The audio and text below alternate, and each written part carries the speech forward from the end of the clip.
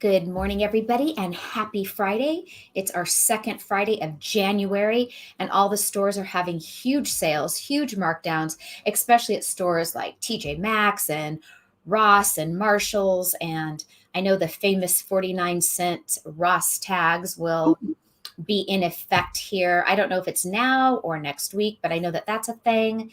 And today's topic is tracking those KPIs on the Google Sheet. It is something that Lucy and I shared with all of you last week, exactly what it is that we do. And we have now got our sheet ready for all of you to be able to get one of your own if you want to use it. And we can go through it and show and demonstrate exactly how it works. And that's our main topic of the day. Good morning, Lucy. How are you this morning? It's Kevin okay? Oh, you hear him in there coughing? Yeah. Yeah, the whole world. Yeah, that's just his morning cough. Oh my God. Okay, poor guy. Okay, so let's not have anybody go on camera. I stopped by to get eye drops for I think I might have pink eye. Anyhow, I stopped by to get eye drops, and my Bartell's is now bought by Rite Aid, and I picked up 90% off Christmas and some 75% off Christmas. Some for personal, some for resale, but definitely checking out all of those sales. Other than getting over this cold, I'm doing good. How are you doing? Great. I'm feeling good these days. Getting sleep. Sleep makes a big difference, let me tell you. You know, when you have sleeping problems like I always do, it really takes a toll on how effective you are each day. And now that I'm getting better sleep, I'm feeling a lot better. Doesn't that make a difference? Yeah, I've been on Dayquil, NyQuil, so I've been out. I take my NyQuil and then drool all over myself, and then Yeah, but it's not the same kind of sleep. Even though NyQuil gives you that deep sleep when you're sick, I don't know about you, but the next day, of course, you're still sick, one, but it makes me feel like groggy all day. Like I just feel like I'm half there. I'm half checked in. That's what. Yeah, you got to take the Dayquil and then like 3 cups of coffee to get through the day to feel like kind of normal. Yeah. Good morning, April and Reno and Eminem. Good morning, you guys. All right, so there was a couple of things we wanted to go over. We wanted to go over the dashboard, and we wanted to go over mainly for Brandy, because Brandy had asked on year-end what you're going to need to pull for your CPA for inventory reports. Yeah. Right? So you want me to do inventory reports? Because I'm on that page right now. That could be, it doesn't take very long. Doesn't take very long to pull. But let's see here if I can share my screen. Good morning, Nicolette. How are you guys? How's everybody out there? What are you guys all doing? Are you guys hitting those stores, getting those clearance deals? Those January clearance deals? Sometimes they're nice to hold on to until next year.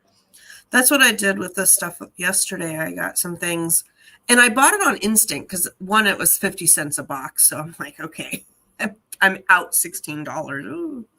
But I went and I looked it up, of course, last night before going to bed, and a 3-pack of them go for $12. So I'm like, okay. Nice. No, I'm just kidding. Nice numbers. No, close though. Close. All right. So for year-end inventory, all you're going to do, and I've done a video on this before, is you're going to go to your reports, the Amazon fulfillment reports, and you're going to go to your inventory. And there was 2 that I have done before, and it's like monthly inventory or FBA inventory. Inventory ledger sometimes works. It's one of your inventory pages, and it's the one that has all the things to it. And if you're doing any sort of state sales taxes, or you want to know your value of your inventory, you're going to go pull that inventory report. Now, this is the part that's a little tricky. Once you pull the inventory and you know that you have 25 coffee mugs throughout 3 facilities, you need to know that that coffee mug costs you $3, and then you need to kind of put in the cells because it's an Excel file that comes out. It might be CSV that you put into an Excel file. And then you're going to do 25 times $3 a piece to get $75 worth of cost of goods mugs. So you have to do a little bit of math, but it doesn't take that long if you know your cost of goods. And that's for anybody that's not using Inventory Lab. If you use Inventory Lab, you just go pull the value of your inventory, and it's a quick little report because they track all that. So all it's doing is taking, you have 25 mugs times $3 a piece, you have $75 worth of value there on cost of goods at the warehouse. So end of the year stuff does not have to be tricky. My eBay stuff is all in a Google sheet. So I do that monthly on monthly inventory. So for me, at the end of the year, I need to know how much inventory do I have for eBay here? How much inventory have I paid for that's not shipped to Amazon? So if I've recently bought something that I just don't have listed yet in the Amazon system, and then I go and I pull from Inventory Lab. But if I didn't have Inventory Lab, I just go pull an inventory report, put it into an Excel file, and then put the cost of goods into everything, and then have Excel do the calculations because that makes it easier for that. Why is my computer's being weird? There we go. All right. Now, dashboard. Is that what we're going? Yes, we're going over that dashboard and giving everybody a full walkthrough of exactly how it works. We got both Aprils in today. April. All right. So for the dashboard, this is something that we played around. Like, we've always had KPIs and stuff. And then this last year I made a dashboard, and I hadn't gotten everything quite put together this year, but we're ready to go for 2024. We have it set up so that you can buy it. I think we're charging $5. So, if you want it, it's $5. It's, I don't know. We were cool with $5, right? Yep. Did you have any input on that? I left it I thought about locking cells down, and I did not lock cells down. So what I did instead was I color coordinated. So if it has a background to it, you don't put anything into it. That means it's linked to something else. I put instructions over here too. So this is what the dashboard looks like. You can zoom out a little bit more if you want. Zoom however you want. That's why I kind of left it customizable. I hate getting downloadables and then not being able to move things around because they've locked it down for me. So I don't know. I left it unlocked for y'all. But if you feel like you need it locked down, you can have somebody lock it for you. Anyhow, I like to track my yearly sales, throughout the year. And then I like to see my lifetime sales on there, and then a total lifetime sales there. Can you guys see? Maybe I got to go back to 75%.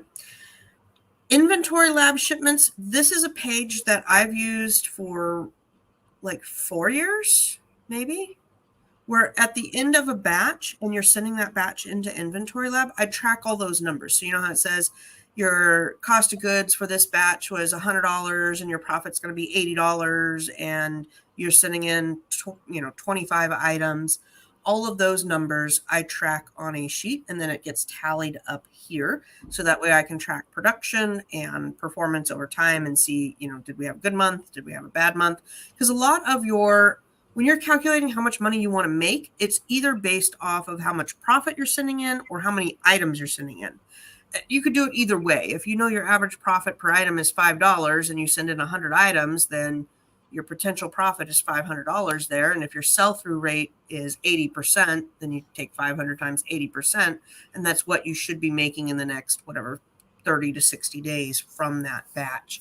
So it's just really good to help when you're forecasting sales and how much you need to make, etc. Then we've got inventory. I like to track my average sales price, profit, and cost of goods, which is all from that worksheet as well. What else do I got? I left a bunch that's just like other income, but it's tied to that cell. So as soon as you enter in like Macari income or Poshmark income, that's going to populate over here and then track your profits for that. A lot of us run other streams of income, and that's kind of where this dashboard came from, because we were like, okay, Amazon and Inventory Lab, you can pull just about any report you want. I mean, it's really easy to pull reports and then just focus on that. But if you start adding in other streams of income, there's no dashboard or great place out there to look at all of that. And I know you run Xero, I run QuickBooks, and that helps a little bit, but It doesn't track my feedback or other KPIs that I want to track. We want to track. That's right. And then what I did on my sheet, I know we're not quite there, but I just want to touch upon the other selling platforms is I also sell on Etsy and I also sell on eBay. So below on the Google Sheet, you see all the tabs. You can then create another tab of your own just for you to keep notes on. And I keep notes where I have links to get to the report page in Etsy. So it's just the direct link. And I have a link already put on my notes that direct me to my link for my eBay sales. So at the end of the month, I can plug in my numbers on this Google Sheet here. Oh, that's a clever idea. Mm-hmm. I have all of my links in one bookmark. So if I go up here to my bookmarks, I have all my month end, everything that I need at the month end is like whatever, how many tabs, and it just opens them all up, and then I can go tab by tab and pull whatever. That's clever though. I put P&L profits here. If you want to track your P&L profits, again, customizable to whatever you want to track. A lot of us use Inventory Lab to track your P&L. I use QuickBooks. Tina uses Xero. So whatever you want to do there. And then, like she said, eBay, Etsy. You can even put the links just down in here if you wanted to. Talk in there. And then business value. That is something that is often used if you need to report things or like, I always like to know that if I walked away right now, how much is my business worth?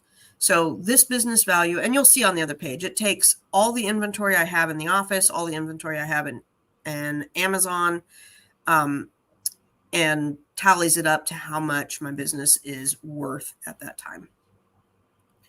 And then down here, we've got a couple, see how these are blank. So this is something that you'd fill in. I don't do this as religiously monthly that I should. I need to go in and fill in. And it's so easy to do because storage fees for Inventory Lab users, I realize some people don't use Inventory Lab, but I know the majority of us do. When you are in your Inventory Lab account, when you're looking under your reports page, you can type in storage fee and it will populate for you that month's storage fee and long-term storage fee charges. I am going to have to refamiliarize myself because I was going to the report page just like the inventory and doing it kind of the long way. Yeah, and it's so fast to do it in Inventory Lab, so fast. All right. I got to do it that way. I got to go fill in. I didn't fill in like October, November, December of this last year because after this show, I'll give you a quick refresher. Perfect. Advertising, same thing. Like if you run ad campaigns, you may want to, just track how much you're spending there. For me, a lot of these like advertising storage and labor spent, feedback, IPI score, it's not that imperative really to track it, really. But for me, it's more of once a month, I look at it. So I am forced to look at what was my feedback for the month. And that then in turn, if I have any negative feedback, it allows me, it makes me look at it and address it so I don't miss my time period to address it. Same with the IPI score. If I notice that I'm getting lower on my IPI score, then I can maybe go in and make some inventory changes, and it just makes you look at it. Same with storage fees and advertising. Those two things can creep up on you if you're not paying attention to them. And the thing is that it allows you to look at a glance. So if you see like, wow, I spent $500 this month on advertising, but I normally spend only $300 a month. Does it also compare to my sales? Did the month's sales also go up tremendously? So was that $500 spend helpful or was it more detrimental? So exactly. It just gives you like, you can really see the trajectory of your business. Is it going up? Is it going down? What areas are headed in the right direction when you can see all of your numbers on a page? Yep. And really, just looking at this dashboard once a month, it's just at a glance, you can see all these numbers, you put everything in. It doesn't take long to do. So this is where everything's kind of tied to. And the cells that are either yellow or white, you fill out. I had to do some things so I can make sure that the links were working. That's why you see 1, 2, 3s put in here. And then the blue ones just are calculations. So leave them alone. You don't have to fill anything that. So all this one is doing for average sales per day is taking your total sales See, doing like that. And dividing by 31. Obviously, February should be 28, so we'll just put 28 there. And I like looking at some of this stuff. Items sent out, and then my sell-through rate is a calculation as well. How many items sold versus how many did I actually, because you don't ever sell 100% of what you send in. If you send in 100 items on Monday, they're not going to sell within the month. If you have a 50 to 80% sell-through rate, that's more common. Yeah, if And you of guys course, click on there and change that formulation, it's not going to auto-populate it for you. Also, what you're filling out on this sheet populates onto that original page that we were just on, that Lucy is showing you. So everything you're filling out on these tabs, which are laid out for you, just automatically populates to her first page. Exactly. So you just come in here once a month and you're going to put in your Etsy sales for April, and then it's going to show up on the other one. Lifetime sales. This one's kind of fun. I track both my items sold and my total sales. So that's kind of always fun to look at on how you've grown or what you're doing business wise, sale wise. I'm down this year versus last year, but that's because I got rid of my two main packers.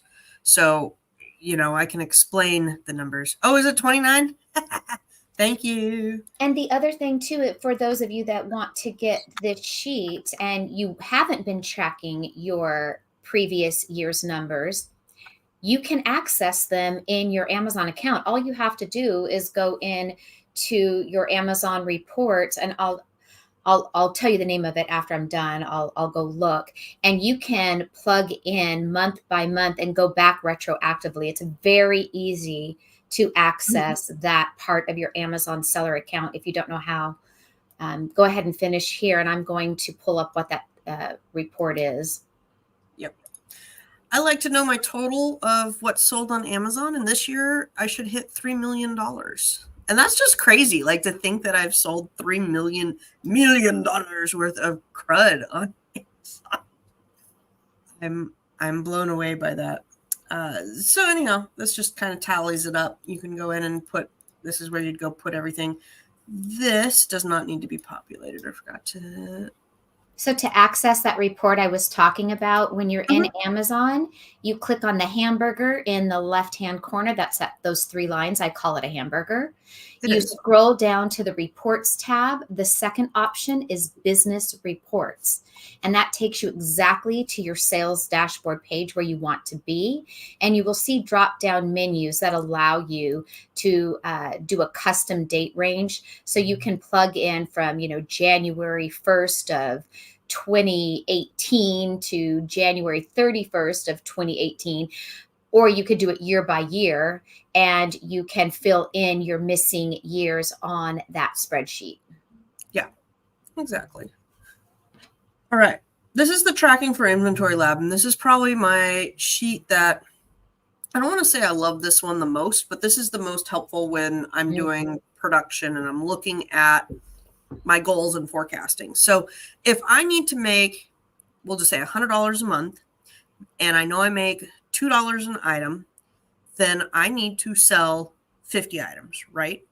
And if I know my sell-through rate is 80%, then I need to send in more than whatever I just said, 50 items, to then sell 80% to get the calculations going. And if I know how much I need to sell per month, then I can break it down week by week and say, okay, that means I need to sell, we'll just say 100 items per week. And if I can averagely pack 20 items an hour, then I can say, okay, that's going to be about 5 hours worth of work. And then you can plan your schedule around it. So this has been imperative to my business to kind of know, what do I need to shoot for at the end of the week? If, have I gotten the amount of items out that I need to get out to make my goals work? So and when you guys hear me talk about Finance Friday every Friday, for those that are regular watchers, part of my Finance Friday routine is filling in this page right here. Lucy, I think, does it like every time you do a batch, you update that number, I believe is how you do it. Yeah, just I copy do and not paste. because, I'm older than Lucy and I do old people things. So I have a composition notebook in my office where I do my shipments. And in my composition notebook, at the end of every batch that week that we do, I write it down on a piece of paper. That's what I mean by old school, old people stuff. I write it on paper. And then when Finance Friday comes, I go ahead and calculate up all of those batch totals and enter it in that week's column every single week. Yeah, Millennial Mom says she's going to have one of her VAs do some of this. Yeah, absolutely. Absolutely. A lot of it's just plugging in the numbers so that you have it. I have toyed with that idea, but kind of like the way that it forces me to look at those numbers because that's what you're supposed to be doing on a monthly basis. But absolutely, when my when my gals did the batches, they filled in all this stuff. They just copied and pasted over when they were done with the batch, paste over the numbers so that they had that, and their goals were based off of this too. And we had it out on the whiteboard that if I have 2 people packing, I need to get out. It's always been somewhere between 500 and 1,000 items a week. So, if I have 2 people packing, there's really no reason why they can't get out 500 to 800 items every week. And if you have a third-party packing place, that's absolutely same kind of scenario. You need to hit certain numbers so that you can pay them and hit your goals. And then you just backtrack it. So if I know I need to get out 800 items and my average cost of goods is $4 a piece, then you know how much you're supposed to be spending or sourcing that week, whether you're doing an item-based or profit-based. And then when Either you're way. looking on the other tab where it shows you that turnover ratio, Mm-hmm. then you want to pay attention to that, because when we're talking about our budgets, if I'm supposed to get out 50 units a week, but my turnover for sales isn't high enough, I'm really not making enough money to then, amp it up to 60, or to maybe even keep up with my 50 items a week. And so what that makes you do is take a look at, what am I sourcing? And then you want to go into Inventory Lab and you want to look at your ACE and sold for the last 30 days and really start to hyper focus on what items are bringing me in the most money. What items am I selling that could possibly be replens that I just overlooked them being replens? And these are the things that I do personally every Finance Friday. And that's why, and again, it's part of my control freak nature of me wanting to plug in the numbers myself and not someone else, not a VA, is because it's like I'm submersed in it, like I'm swimming in my own numbers, right?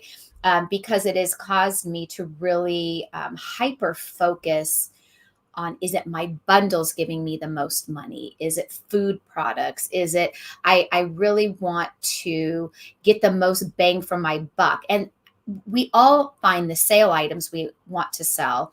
We all have those experiment items we want to sell. Like, I want to try this. It looks good, but I've never done it before. I'm going to try it, right? We have those items. Well, then Inventory Lab can help us analyze what were the winners and the losers that month. And that has allowed me to increase my revenue and have a better sell through rate. But honestly, it's all with the help of me tracking my numbers in this sheet to really step back and look at things differently, analyze them differently, but more easily. Yeah. Well, and I also like when I'm looking at the month and I'm like, okay, because right now we're getting Valentine's Day out. Mm-hmm. So I'm going, okay, and then it's going to be Easter, and February is a short month. And if I want to take a week off or, go to a convention or, my kids have something going on, you can kind of plan your production around that. Now, this page, you could easily copy and make a duplicate of it and do this for eBay, Etsy, Mercari, graphic design shirts, whatever you want, because Mm-hmm. the sales value, the buy cost, the net profit, and the total items is fairly Applies to all similar of them. Yeah. for any of those. So if your eBay goal is to list 10 items a week, then that means by the end of the week, you should have 50 listed. And then I don't know how you do it, but some people do all of their photo shoots on one day and all their listings on one day and all their drafts on one day, and however you want to do it. But you can track how much you get done and really push yourself, because if you just add, there's a couple of famous books out there. The Goal is a really good one. And then there's something about adding just 1%. I want to say it's Oh, the name of it's right. It's it's not a habit one. Shoot.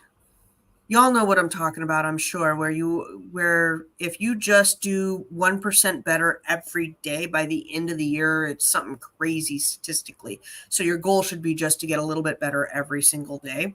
So if you start off at the beginning of the year and you're comfortable listing 20 eBay items a week, maybe your goal by the end of the year is to double or triple that. And you can break that down. You can say, okay, this week my goal is 20, but next week it's going to be 22. And the next week it's going to be 26. And the next week it's going to be 30. And, scale that way. Then I threw this together. I don't know if y'all want to track. I just put this in because sometimes it's nice to know expenses for that back calculating goal. Because if you know that your monthly expenses are, I don't know, we'll say $200 between Inventory Lab, Keepa, your Amazon, whatever, your tools, all of the all things. your tools, then you can see what do you need to make before you start making profit. So Absolutely. And this is such an important page. And, and I want to elaborate on that a little bit, is all of us have some type of tools that we use. Most of us have Keepa and Inventory Lab off the bat, right? So that costs a certain amount. And so you have Be Cool, you have Keepa, you have Inventory Lab. You also, for sellers that, have the higher selling threshold, who are required to have insurance, you have your insurance. Now, whether you pay that insurance annually or monthly, if you pay it annually, I would recommend you divide that annual payment by a monthly amount. You also have your quarterly taxes that you send in. So you should also have that. I track all of that. That's what I personally track. So then I also have those quarterly taxes. So I have that broken down by each month. And each month I set aside that money to pay my quarterly taxes. You also are going to have what your CPA cost you at the end of the year to do your taxes.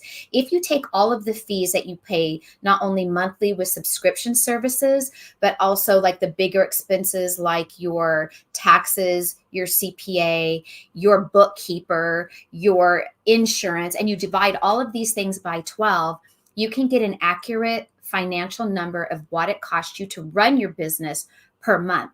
So then everything after that number is what is your money to allocate to buying more inventory and paying yourself out of, if you are paying yourself from your Amazon business. So that's just something that I do and how I look at my numbers.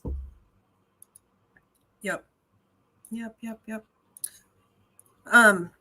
FYI, if you do a bookmark, do the bookmark on the page you want to open. Otherwise, you'll always open on another page. That's just a little tip there. I always send a bookmark on not the page I want, and then I'm like, I got to delete the bookmark and then go rebookmark. But that is besides itself. Now, for So, those of you who don't use Google Sheets, one thing I want to point out, because I know sometimes I feel like Lucy takes Google Sheets for granted because she's so good at them. Lucy's the one that put in the calculations in this sheet, not me. I'm just good at using it, right? But Lucy, so sometimes Lucy takes for granted, what is so easy to her is not for the rest of us. But if you could pull up the Google Sheet again, I want to point out something for those who are not Google Sheet savvy. Just these little tricks that I've learned over time is like so eye-opening for somebody like me. Now, of course, to me, this would be something I guess you could say I take for granted because this is just basic, easy skills. But that little plus sign down at the bottom to the left, if you click on that plus sign, you can create a new sheet and you can label it whatever you want. So see how that's sheet 4. So you can name that, Tina's notes or whatever, where you can create a notepad. So now you can also drag it down to the very end so it's not mixed in with all of Lucy's sheets.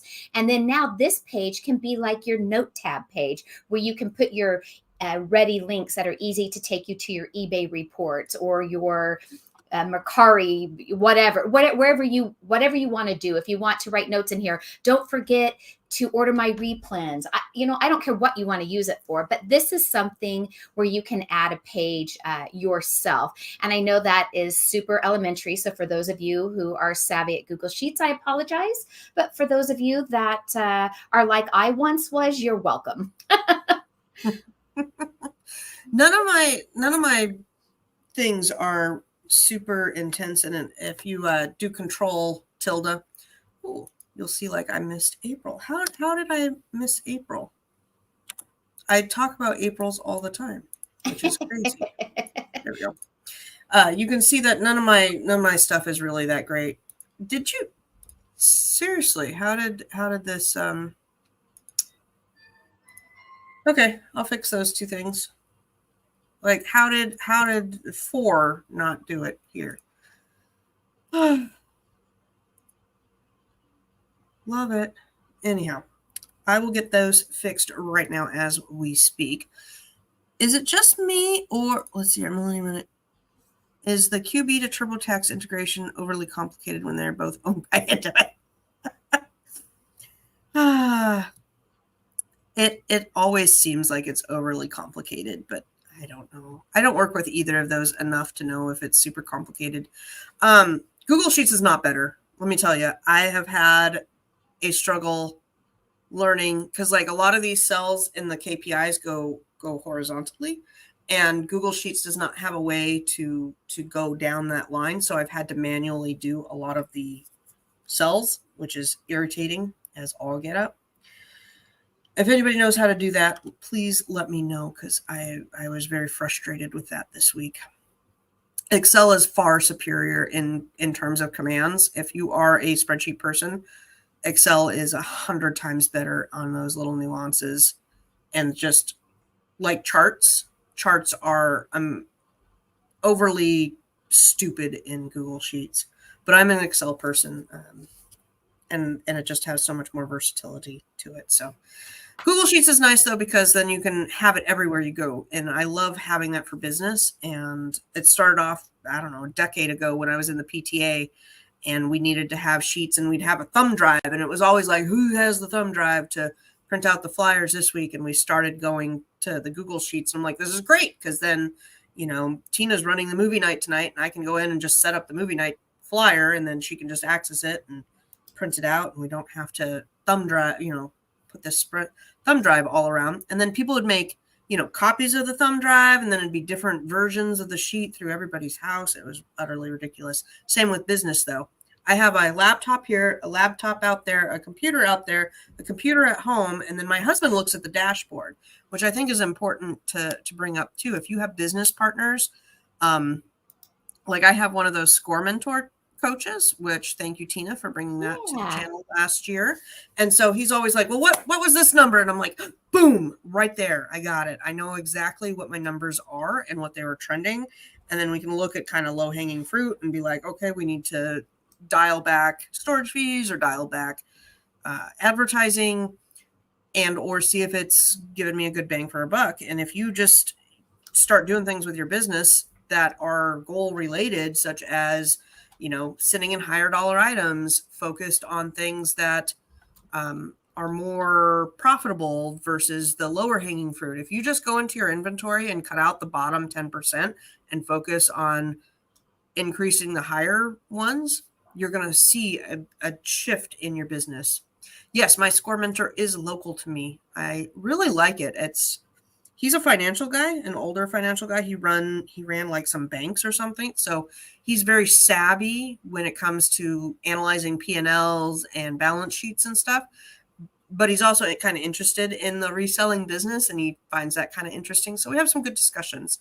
Our meeting's next Monday. Bolo groups. Yeah, why don't you talk about that for a second, Tina? Yeah, so we have a member Bolo group where each of us share one Bolo a week. During Christmas, we were doing 3, but now that Christmas is over and things are not as abundant in the stores, we lower it to just one Bolo a week. I do more than that a week in the Bolo group, but our Bolo group is $30 a month to be in. Everything is put onto a big master spreadsheet for you, and we pay a VA to help with some additional Bolos. And then we also have a few openings left in our VA group, and I think that one is $120 a month, is it? $120 a month for our VA-led group. And the VA spits out, I would say on average, like 17 leads a day we share in there. So if anyone is interested in joining either of those groups, the link for the Google Sheet, which is $5, if anyone is interested in that, the link for all of those things are down below in the subscription box if anybody is interested in any of those things. Yes, and I was just going to bring up that Bolo group tab real quick to go over. Yeah, Eminem, if you haven't gone on to the SCORE website, I think you were on the show that day when we were talking about it. It is absolutely free, and they are usually always people in your city and state. I believe if they are not in your city, they are generally in your state. They try to keep it local. It's a great program. They have mentors in every category you could think of, and it's really cool. It's a really cool free program that everybody should take advantage of. It's free, and I mean, it's really good, and it's helped me be accountable and kind of brought some insight on different things to think about or look at, and Like just having a little life coach, huh? yeah, have somebody to talk to. All right, I brought up our Bolo group. I blacked out what today's Bolos are. Right, today's the God. It's already the 12th, Tina. I I got a lot of know. stuff to do because I got taxes to do. I don't like taxes. I hate taxes. I hate everything about doing taxes. It's always so complicated. So we've got, I can't scroll down, but there's always several leads going on here. Just on this one, it's 12. No, minimum. How much is the number? Count 12. So there's over 12 leads just for today. I didn't scroll down to see how many exactly we're going on here. Looks like we got Target, Vitacost, and Walgreens on the radar today, but every day they're just a little bit different. And I Yeah, like it's usually a mixture of higher and lower dollar leads. That way you can have higher and lower dollar things that you buy. Yep. What's the average? The average lead is $5 profit today. We've got, what is the average ROI? The average ROI today is 80%, 79.5. So, there's a little bit of something for everybody. And then we've got like the rules, the rank guidelines. We've got unapproved stores and approved stores. So if they start, we've had people say like, go ahead and stop sourcing from this store, or can you add this store? Yeah, I certainly can, April. And we have Yeah, followed. April, below in the comment of in the description part of our video are the links. Do you have them? Because I didn't save them to be able to put here in the chat. I got it. That's easy. There we go. This is the 120 a month. So let's see here.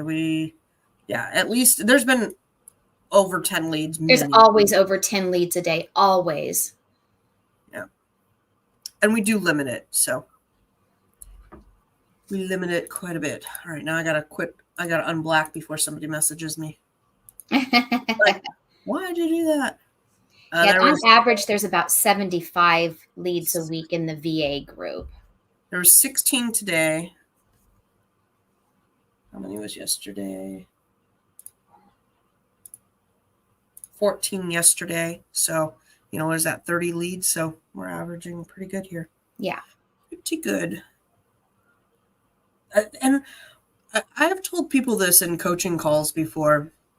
If you're new to Amazon and you're like, I want to do retail arbitrage, online arbitrage, I just don't know kind of where to start or some guidance, it's really good to join or buy at least one lead sheet. It doesn't have to be from us per se, but I really got a good list of names where to source off of a sheet early on. The types of items or brands of items. Yeah. Sometimes those can turn into wholesale accounts, certain websites or certain certain brands. Maybe it's a brand of something from Walgreens and you go to that brand's website. Maybe they offer wholesale. You just have to really go down those rabbit trails. And as far as like the member Bolo group, after Q4 is over, we get into January, February. Sometimes getting leads or finding new replens can be hard, and things just aren't as abundant as they are all during Q4, and we hit that lull, especially after the holidays. So that's where having the member Bolo group can sometimes kind of amp up your thoughts of buying things you hadn't thought of looking at before. Yep. And it gives you a good boost. I just really like learning which stores to get to and which stores maybe not to get to. I used to do a lot at, what's that crud? It's not a Tractor Supply place, but it was really popular. Fudge. I'm on too many drugs. Too many drugs and drugs. pills to remember. But it was a store like that. Is it an online one, and a lot of people Farm can and go Fleet, into it. maybe? That's kind of sounds like Tractor Supply. Yeah, the feet one. What Farm and Fleet, it's called. I had never heard of that one until last year. Yeah, then there's another one that's like that one, that's like Farm and Fleet. And if you have them in your local area, there's like a ton of stuff. But for me, shipping was always an issue, getting them to ship and getting it not to be totally broken and crummy. All right, sheet is all fixed up. Leads we talked about. Oh, what are we doing for Easter? Can we talk about Easter, or what are we doing for the rest of this? I'm not even on Easter yet. I barely just recovered from doing Valentine's Day bundles. I haven't even gotten all mine. Mine are supposed to be delivered today. Oh, okay. I maybe didn't do as many as you, or you ordered later than me. I'm not sure. Yeah, I ordered later. I don't know. I just can't do it before Christmas. I struggle. Cannot do Valentine's Day before Christmas. There's like something internally wrong with that. I know I should. It is hard. And I didn't go as deep on Valentine's this year because I tried different Valentine bundles that I wouldn't normally have done. I kind of gave up my normal go-tos, which are super easy. You would think I would have just added those in too, but I thought, I want to up the ante a little bit. I want to try something different this year. So fingers crossed that works out well. Are you doing any chocolates? Yes, I have some chocolates. You have to have chocolate for Valentine's. I mean, that is Valentine's. Yes, you do. Is there any Bolos for? Hold on. Well, I found one really good Bolo for chocolate, but I shared that in the Bolo group, so I can't share that here. Absolutely. Okay. I cannot navigate. Pardon me, guys. What else were we supposed to talk about, though, Tina? That was it for today. That was really our whole agenda of topics today. Oh, wait. And for those of you watching, what do you guys think of the Google Sheet?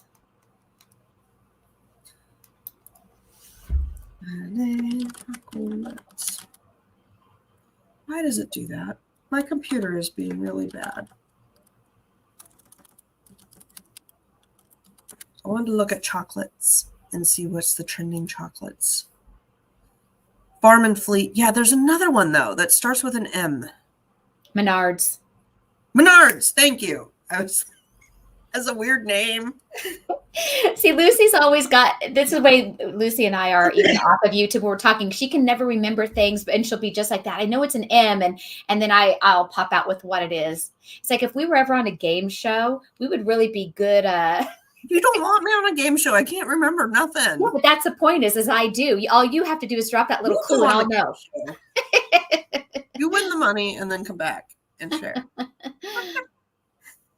Oh, wow. That one's a nice one. $25. That could be something. What is trending? Russell Stovers. Oh, Russell. What else do we got? Love You Bears. I thought about doing men's Valentine's Day bundles this year. This is the Dollar Tree. This bundle's been around for I like like the idea ever. of doing things geared toward the male audience, because I think that the competition is a lot less fierce. Those Elmer chocolates right there, those are Dollar Tree. That the I 4 pack know of this. those. Seeing if they're still I profitable think because they it's have like 3 chocolates inside of each box. yep. You make $1.62. I've done that bundle. I have sold it. It's probably a very old one. But if you're looking, it's 34%. You make $1.62. I don't know. Hello Kitty. I love Hello Kitty. Yeah, the men's one is interesting. I'm wondering what the traffic is like for men's ones. These I think are dollar store Did too. you type in men's Valentine Day gift? I But probably did. you're not going to get chocolates. You're going to get like other stuff. Oh, look at that top row right there. That's hysterical and nasty all at the same time. We went right down the wrong path for live TV. We need to go down. What is this? Personalized. I don't want to have my face on underwear. See, and it's like, and if you put something less humor, if you put something more romantic, it looks like you're not going to have a lot of competition. So if you made a a more romantic, traditional type of Valentine bundle for a guy, I think that could really be a winner because look at what you're competing against. Yeah, definitely something to be had. And think about Okay, what you put your Tina, boyfriend or your husband, put that together and sell it on Amazon. would you put your face on underwear? No, that's just corny to me. Can you imagine if that wound up like at the That's Goodwill? young. That's for younger people. But could you imagine finding that if you're at the bins or something and then you find Oh it and yeah. you recognize them? I like the Bigfoot. Or socks. Like, I just don't. I'm not putting my face on any of that junk. Now those dice right there, where it's fast food, Mexican sushi. You think there goes a bundle for a guy right there with a cup. Did they actually gear that for a guy? Look at that easy moo in the middle. Yep. That looks like the cup and are those actually geared toward a guy? Yeah, it is. It says all for men, for men, for men. See, and that's more like the little tasteful thing. What's in those love capsules? Is it like a note? I don't get Message inside. that. Oh, I don't know. You get a message. It's like a fortune cookie. yeah. This is not hard to put together. No. I don't know that that's a masculine looking cup. I don't see my husband carrying that one around, but you could elaborate off of something like that and make it a little bit more masculine. Yep. And think about what does your guy like, because chances are other guys out there like that thing too. Is it motorcycles? Is it, beer bottle openers? Do they like bourbon? You can create a really nice masculine bundle. So they had duct tape and camo hearts at Walmart. And I thought about doing something out of that and I did not. I'm getting a whole lot of not Masculine things. Maybe you could type in, like masculine Valentine gift. But look, it looks like this is a really untapped bundle category here on Amazon. If we're talking, doing bundles, there's a guy Valentine box. One has the beer, one has the football. I think those are from Walmart. Yeah, I think Walmart had a football one. It was like in the shape of, or looked like a football. And they had the duct tape and they had the camo. And they like, that Jack Link's beef jerky one, I always think for a guy on that one as well. I'm surprised I don't have it on here. Mm-hmm. Was trying to do my research. That's a really great idea for doing bundles. Well, it's my idea. It's Okay. mine now. Nobody can have it but me. Stay away. Oh, what's hot for Easter this year? And are you doing any Mardi Gras? Is Mardi Gras? Does anybody do Mardi Gras? I have done very little Mardi Gras. I have done it in the past. It's a very quick holiday. And it's too soon to talk about Easter today. It We're is at the not. end. We're at the end part of our show. We don't need to get down an Easter trail. I like the Easter bunny with a little heart on his bum. That one is cute. You can look at it. What are you doing for the rest of the day? Maybe we'll talk about that. We can talk about that. Before I die here. What are you doing for the day? Well, it's Finance Friday. I'm doing that. I did not go grocery shopping on my grocery shopping day, so I'm doing that after our live first. But very first and foremost, as soon as we hang up here on our show, I'm going to show you how to get to your storage reports in Inventory Lab so you can fill in your sheet. All right, you guys, thank you for joining us today. If you haven't, give us a thumbs up on our channel, a like and subscribe. If you are interested in the groups or the sheet, the links are in the description of this video. And we thank all of you for joining us every Friday. We really appreciate you being with us. Have a great weekend, everyone.